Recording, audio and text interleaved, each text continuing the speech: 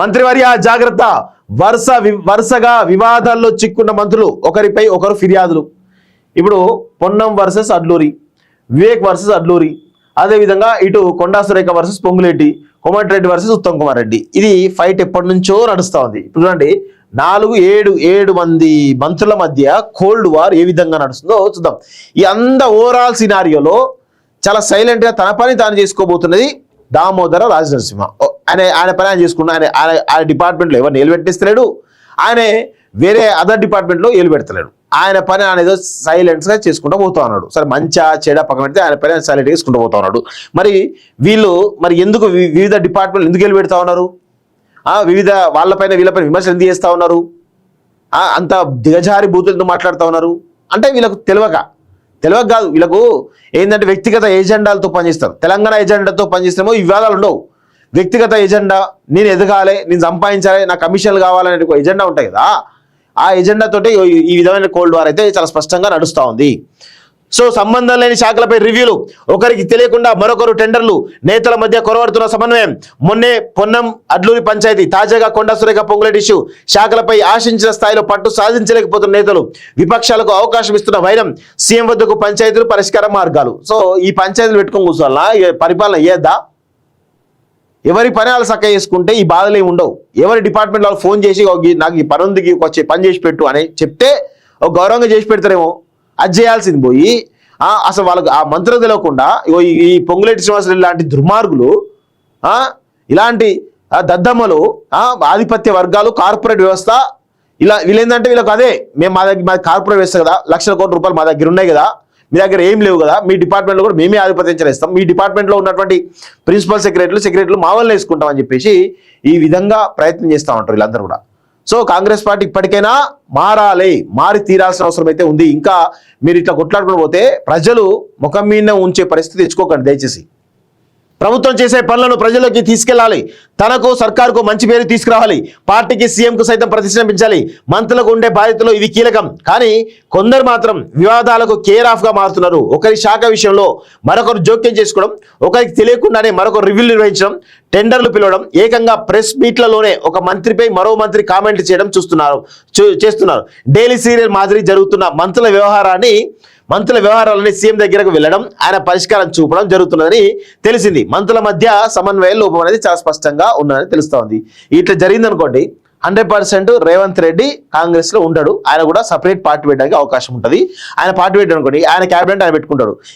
ఈ పంచాయతీలన్నీ పెట్టుకొని రోజు ఈ పంచాయతీ సరిపోతుంది రేవంత్ రెడ్డికి. అయితే రోజు ఇదే పంచాయతీలు అవుతున్నాయి. ఏం చేయాలో తలలు పట్టుకున్న పరిస్థితి కనబడతా ఉంది. ఆయన ముఖ్యమంత్రిగా ఉన్న సంతోషం లేదు, ఏది లేదు. వీళ్ళైతే పెంట చేస్తా ఉన్నారు. అదే రాక కాంగ్రెస్ పార్టీకి ఒక అవకాశం వచ్చింది, ప్రజలు ఒక మ్యాండేట్ ఇచ్చారు. ఎందుకు మీ యొక్క లీడర్షిప్ స్కిల్స్ చూసిరా?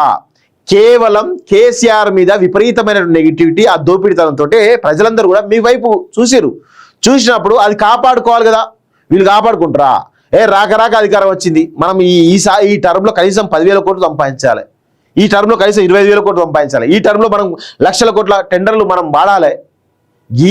ఇవే నడుస్తూ ఉంటుంది తప్ప ఒక్కరికి కూడా మనం వచ్చినందుకు ప్రజలకు సేవ చేయాలి, మనల్ని ప్రజలు 10 సంవత్సరాలు 15 సంవత్సరాల పాటు మనల్ని గెలిపియాలి, మన ప్రభుత్వం ఉండాలి, మన కాంగ్రెస్ పార్టీ ఉండాలంటే ఒక్క సోయి కూడా ఎవరికి కూడా ఉండదు. ఇక్కడ 100% వాస్తవం ఇది. రాష్ట్ర మంత్రుల మధ్య సమన్వయ లోపం కొట్టొచ్చినట్టు కనిపిస్తున్నది. తరచూ జరుగుతున్న ఘటనే అందుకు నిదర్శనం. దీనివల్ల కొత్త ఇబ్బందులు ఎదురవుతున్నట్లు కాంగ్రెస్ నేతలు అభిప్రాయపడుతున్నారు. ఒక శాఖకు చెందిన ఉన్నతాధికారులతో మరో మంత్రి వివేక్ సమీక్ష చేయడం ఆ తీవ్ర చర్చకు దారితీసింది. చూడండి, ఈమె సంబంధించినటువంటి ఫారెస్ట్ డిపార్ట్మెంట్ సంబంధించిన శాఖలో వివేక్ రివ్యూ చేస్తూ ఉంటాడు. అదేవిధంగా ఇప్పుడు ఈమె దేవాదాయ శాఖలో పొంగులేటి శ్రీనివాసరెడ్డి టెండర్లు వేపిస్తూ ఉంటాడు. ఆమె మహిళా మంత్రి బీసీ వర్గం అయితే అంతలా అవమానించాలా? అంతలా వాళ్ళ డిపార్ట్మెంట్లో ఏలు పెట్టాలా? ఆమెకి చెప్పచ్చు కదా, కనీసం ఒక మాట చెప్తే ఏమవుతుంది? చెప్పరు. సో దీంతో ఆ శాఖ మంత్రి కొండా సురేఖ సీరియస్ కాగా సమీక్ష చేసిన మంత్రి సారీ చెప్పినట్టు సమాచారం. దీంతో సమీక్షలు అంటేనే అధికారులు సైతం హడలిపోతున్నట్టు తెలిసింది. మరి అధికారులు చెప్పాలి కదా, అధికారులు కూడా మేము ఏ డిపార్ట్మెంట్, మాకు మంత్రి కన్సర్న్ కావాలని అధికారులు చెప్పాలి కదా. అధికారులకు ఏంటంటే వీళ్ళ మధ్యలో పంచాయతీలు పెట్టాలి, చిచ్చు పెట్టాలి, వాళ్ళు గొడవలు పెట్టుకుంటే చలిగాసుకోవాలని చెప్పి అధికారులు కూడా అట్లే తయారయ్యారు. వాస్తవం ఇది. అధికారులు అట్లే తయారయ్యారు, మంత్రులు అట్లే తయారయ్యారు, ఎమ్మెల్యేలు అట్లే తయారయ్యారు. ఆ మొత్తం టోటల్ ప్రభుత్వమే ఆ గందరగోళం కనబడతా ఉంది.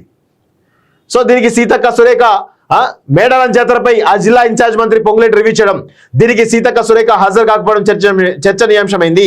ఆ తర్వాత ఆ జిల్లాకు చెందిన ఇద్దరు మంత్రుల మధ్య పొసగడం లేదని, అందుకే జాతర పోస్టర్ ఆవిష్కరణలో ఒక మంత్రి పాల్గొనలేదని, రివ్యూలో సైతం పాల్గొనలేదని ప్రచారం జరిగింది. సో ఆ తర్వాత ఇద్దరు మంత్రులు తమ మధ్య విభేదాలు లేవని మీడియా ముఖంగా సంజాయించారు. 2 రోజుల క్రితం జాతర టెండర్ల విషయంలో జిల్లా ఇన్ఛార్జ్ మంత్రి జిల్లా మంత్రికి మధ్య పంచాయతీ నడిచింది. ఇన్ఛార్జ్ మంత్రి తన అనుచరులకి కాంట్రాక్ట్ అప్పించారని పీసీ అధ్యక్షుడికి ఫిర్యాదు చేశారని సమాచారం. సో ఇక్కడ ఏం జరుగుతోంది, దేవాదాయ శాఖకు సంబంధించిన విషయం, అది కొండా సురేఖకు సంబంధించినటువంటి డిపార్ట్మెంట్. సో దానిలో జిల్లా ఇన్ఛార్జ్ మంత్రి అని చెప్పేసి ఇప్పుడు ఏం చేస్తారు, ఈ దుర్మార్గుడు ఈ పొంగులేటి శ్రీనివాసరెడ్డి అనేటువంటి ఒక కార్పొరేట్ దరిద్రుడు ఎవరైతున్నారో, దోపిడీ దారుడు ఎవరైతున్నారో, ఇప్పుడు కొండా సురేఖ సీతక్క మధ్య పంచాయతీ పెట్టడం ట్రై చేసిండు. ఆ పంచాయతీ పెట్టడం ట్రై చేసినా కూడా వాళ్ళిద్దరు విడిపోతారేమో, నేను ఆధిపత్యం చెలాయించవచ్చు అని చెప్పేసి అనుకుంటారు. అంటే వీళ్ళ మనస్తత్వం చూడండి ఏ విధంగా ఉంటుందో. ఈ బడుగు బలహీన వర్గాలకు సంబంధించినటువంటి మహిళా మంత్రులు ఇద్దరు సీతక్క సురేఖ, వీళ్ళిద్దరి మధ్యన డివిజన్ తీసుకొచ్చి వాళ్ళిద్దరి మధ్యలో గ్యాప్ తీసుకొద్దామని ఒక ప్రయత్నం చేసిండు. ఎందుకో మరి వాళ్ళిద్దరూ కొంత తేరుకొని మొత్తానికి పొంగులేటి శ్రీనివాసరెడ్డి యొక్క కుట్రలు తెలుసుకొని ముందే మా మధ్య ఎలాంటి భేదాలు లేవని చెప్పి చెప్పడం జరిగింది. ఇక ఆయనకు ఏం పాల్పోక ఇమీడియట్ గా ఆ 70 కోట్ల టెండర్ తన అన్యాయాలకు చేయడానికి దేవాదాయ శాఖకు సంబంధించిన అధికారులకే డైరెక్ట్ గా ఆర్డర్ జారీ చేసిండు. అసలు ఎవరు, నీ డిపార్ట్మెంట్ ఏంది, అసలు అధికారులు ఎందుకు వినాలే ఈ మాటలను? అధికారులు ఈ పొంగులేటి శ్రీనివాసరెడ్డి అనేటువంటి దుర్మార్గ మాటలు ఎందుకు వినాలే? అంటే మీరు కూడా లాలుచి పడుతున్నారా? అడేసేటువంటి కుక్క బిస్కెట్లకు అలవాటు పడుతున్నారా అధికారులు కూడా? ఒక వ్యవస్థ ఉంది, ఇది రాజ్యాంగం ఉంది, రాజ్యాంగ శాసనాలు ఉన్నాయి, దాని ప్రకారం నడుచుకోవాలనేటువంటి ఇంగిత జ్ఞానం లేనటువంటి దుర్మార్గులంతా ఉన్నారు ఇంకా అధికారంలో. రచ్చకు దారి తీసిన పొన్నం వ్యాఖ్యలు, పొన్నం వర్సెస్ పొన్నం ఎవరిని అడ్లూరి దున్నపోతాన అదైతుందో చాలా పెద్ద పెంట అయి కూస్తున్నది. ప్రతిపక్షాలకు ఛాన్స్ ఇస్తున్నట్టే 100% ఇస్తున్నట్టే కనబడతా ఉంది. సో దీంతో అసహనం వ్యక్తం చేసి ఇక్కడ చూడండి, ఇక్కడ అంతకుముందు మంత్రులు ఉత్తమ్ కుమార్ రెడ్డి, మంత్రి కోమటిరెడ్డి మధ్య గ్యాప్ వచ్చిందనే ప్రచారం జరిగింది. జూలై 29న సాగర్ పర్యటన నేపథ్యంలో మంత్రులు కోమటిరెడ్డి, అడ్డు లక్ష్మణ్ ఇద్దరు ఉదయం 9 గంటలకు బేగంపేట ఎయిర్పోర్ట్ చేరుకోగా మంత్రి ఉత్తమ్ సమయానికి రాలేదు. దీంతో అసహనం వ్యక్తం చేసి కోమటిరెడ్డి రిటర్న్ వెళ్ళిపోయారు.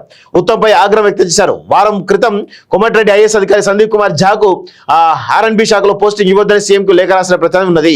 మరోవైపు జిల్లాలకు ఇన్ఛార్జ్ మంత్రులుగా ఉన్న వారికి ఆ జిల్లా మంత్రులకు పలు అంశాల్లో తరచూ భేదాభిప్రాయాలు వస్తుండడం, ఒకరి రివ్యూకు మరొకరు హాజరు కాకపోవడంతో ఇవన్నీ చర్చనీయాంశాలుగా మారాయి. జిల్లాలో అభివృద్ధి పనులు సైతం కుంటుపడుతున్నాయని విమర్శలు వినిపిస్తున్నాయి. ప్రతిపక్షాలకు ఛాన్స్ ఇస్తున్నట్టే 100% ఇస్తున్నట్టే కనబడతా ఉంది. శాఖలపై పట్టు లేదు, ఏది లేదు, అంత ఉత్తముచ్చట బొబ్బరమనం భజగోవిందం లాగానే ఉన్నది పరిస్థితి.